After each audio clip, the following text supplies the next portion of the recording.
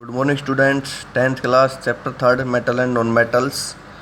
इसकी कुछ टर्म्स है, उनके बारे में हम पढ़ेंगे। उनको देखते हैं क्या है। सबसे फर्स्ट है इसके अंदर मेटल्स। तो मेटल्स में क्या है, those elements atoms of which contain less than 4 electrons in their outer most shells and which by losing electrons form positively charged ions are called metals. क्या कह रहा है कि वो एलिमेंट्स के एटम्स जिनके लास्ट सेल में 4 इलेक्ट्रॉन से क्या हो कम, मतलब वैलेंस इलेक्ट्रॉन 4 से क्या हो कम हो, और जिनकी क्या कैपेसिटी हो कि वो इलेक्ट्रॉन्स को क्या कर सके, डोनेट कर सके या लूज कर सके, और क्या बने, पॉजिटिवली चार्ज आयंस बन सके, उन्हें क्या कहते हैं, मेटल्स कहते हैं।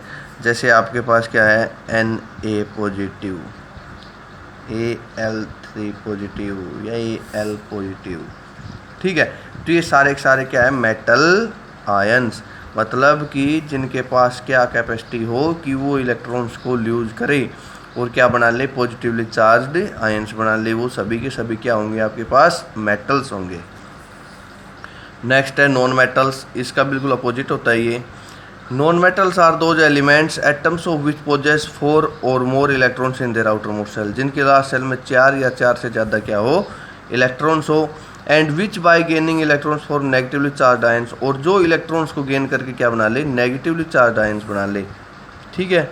जैसे fluorine F negative, Cl negative, last shell में क्या होते हैं, 7 इलेक्ट्रॉन्स होते हैं, तो ये क्या करते हैं, 1 इलेक्ट्रॉन लेते हैं, ठीक है, स्टेबल होने के लिए, और क्या बन जाता है, इनके ऊपर नेगेटिवली चार्ज आ जाता है, मतलब ये क्या हो जाता है, नेगेटिवली चार्ज आयन, ठीक है। तो ये सारे आपके पास क्या होंगे, नॉन मेटल। सीधी सी बात है याद रखने की बच्चों कि लास्ट सेल में 4 या 4 से अधिक जिसमें इलेक्ट्रॉन्स है वो क्या होंगे, आपके नॉन मेटल्स होंगे, ठीक है। उसके बाद है डक्टिलिटी। आपने पहले भी काफ़ी छोटी क्लासेस से पढ़ते आ रहे हो, ductility the property of metals due to which they can be stretched into thin wires. ये कह रहा है कि मेटल्स की वो प्रॉपर्टी जिसकी वजह से हम उन्हें खींच कर, ठीक है, स्ट्रेच करके किस में बदल दें, वायर्स में बदल दें, इसे क्या कहते हैं, डक्टिलिटी। नेक्स्ट है malleability, the property of metals due to which they can be hammered into thin sheets. Metals की वो प्रॉपर्टी जिसकी वजह से हम उनके ऊपर चोट मार के उनको किस में चेंज कर दें, पतली पतली चादरों के अंदर, शीट्स के अंदर। इस प्रोसेस को क्या कहते हैं, मैलिएबिलिटी। तो बच्चों डक्टिलिटी में वायर्स बनाते हैं, मैलिएबिलिटी में थिन शीट्स बनाते हैं, ध्यान रखना। कुछ बच्चे इसमें कंफ्यूज हो जाते हैं, उल्टा लिख देते हैं, ठीक है। नेक्स्ट है उसके बाद मेटेलिक लस्टर, मेटल्स का चमकीला सरफेस, ठीक है, ब्राइटनेस कह सकते हो। The surface of pure metal science in a characteristic manner and A colour. कह रहा है कि जो भी प्योर मेटल्स होते हैं वो चमकते हैं, ठीक है, एक कलर में उनका अपना कलर होता है, या एक उनकी कोई एक श्रेणी है कह सकते हो, या मैनर है, पर्टिकुलर मैनर में वो क्या है, शाइन करते हैं।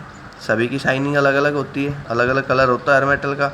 This shining is called metallic lustre, और इसी शाइनिंग को हम क्या कहते हैं, मेटेलिक लस्टर, ठीक है। नेक्स्ट है उसके बाद मेटल कोरिजन, ठीक है, मेटल के ऊपर जंग लगना। The weakening of metal due to environment effect. ये कह रहा है कि पर्यावरण के प्रभाव से जो धातु जो है वो कमज़ोर हो जाते हैं, जनरली ड्यू टू ऑक्सीडेशन। कह रहा है मेनली किसकी वजह से, ऑक्सीडेशन की वजह से, इज कॉल्ड कोरिजन।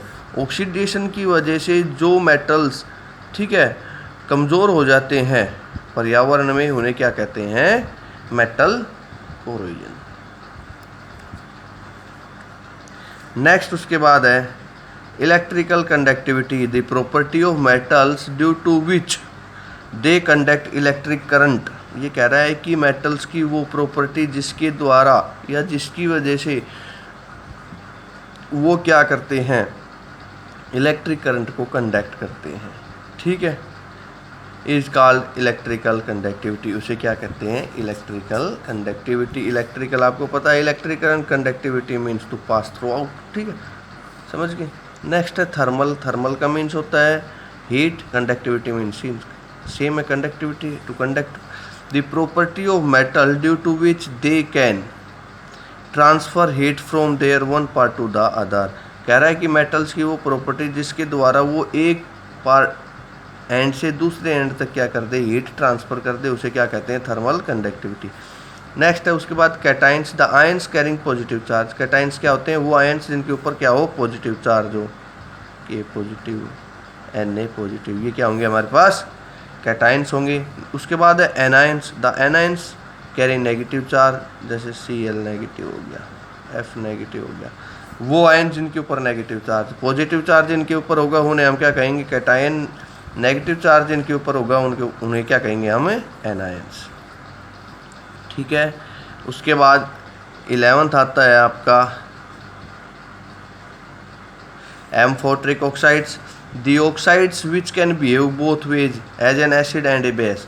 ये कह रहा है कि वो ऑक्साइड्स जो बेस की तरह भी बिहेव करे और एसिड की तरह भी बिहेव करे, उन्हें क्या कहते हैं, एम्फोट्रिक ऑक्साइड्स।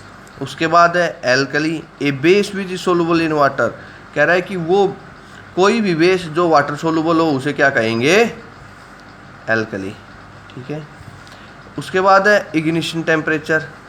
आपको पता है the minimum temperature at which a substance catches fire, वह न्यूनतम तापमान जिसके ऊपर कोई भी सब्सटेंस क्या करे, आग पकड़ ले, उसे क्या कहते हैं, इग्निशन टेम्परेचर। नेक्स्ट है उसके बाद metal oxides, the oxide of metals या the compound of metals and oxygen only. Metal oxide metal और ऑक्सीजन के कंपाउंड्स या मेटल के ऑक्साइड्स, उसे हम क्या कहते हैं, मेटल ऑक्साइड्स। नेक्स्ट है उसके बाद बेसिक मेटल ऑक्साइड्स। क्या बेटे, basic metal oxides, the oxides of metals which exhibit basic character. कह रहा है कि वो सारे मेटल ऑक्साइड्स जो बेसिक कैरेक्टर शो करें उन्हें क्या कहेंगे, basic metal oxides. Neutral metal oxides, वो ऑक्साइड्स जो न तो एसिडिक कैरेक्टर शो करें न ही बेसिक, वो क्या होंगे, न्यूट्रल मेटल ऑक्साइड्स।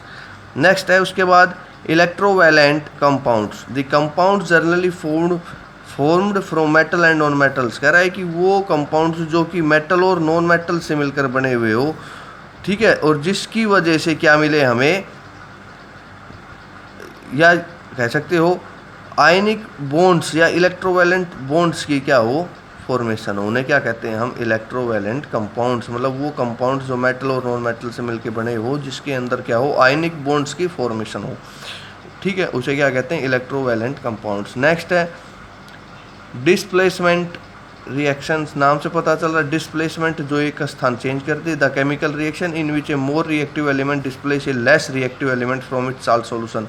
कह रहा है कि वो केमिकल रिएक्शन जिसके अंदर एक more reactive element less reactive element को डिस्प्लेस कर दे अपने साल्ट सॉल्यूशन से, वो क्या होगा, डिस्प्लेसमेंट रिएक्शन। नेक्स्ट है रिएक्टिविटी सीरीज, कहते हैं इसे एक्टिविटी सीरीज भी कहते हैं। दी arrangement of metals in order of the decreasing reactivity, ये एक ऐसा अरेंजमेंट होता है जिसके अंदर हम क्या करते हैं, मेटल्स के डिक्रीजिंग रिएक्टिविटी के अनुसार उनको प्लेस करते हैं, मतलब लेस रिएक्टिव, उससे कम, उससे कम, उससे कम, सीरीज वाइज। ठीक है। Minerals, the compounds of metals which are naturally available in the earth crust, जो अर्थ के क्रस्ट में हमें मिलते हैं, ठीक है, नेचुरली, समझ गए, वो क्या होते हैं, मिनरल्स, जो हमें किससे मिलते हैं, पृथ्वी के गर्भ से मिलते हैं। ठीक है, वो आपके क्या होंगे, सारे सारे मिनरल्स होंगे। तो बेटे 20 डेफिनेशंस मैंने आपकी करा दी है, ये आपने लर्न करनी है।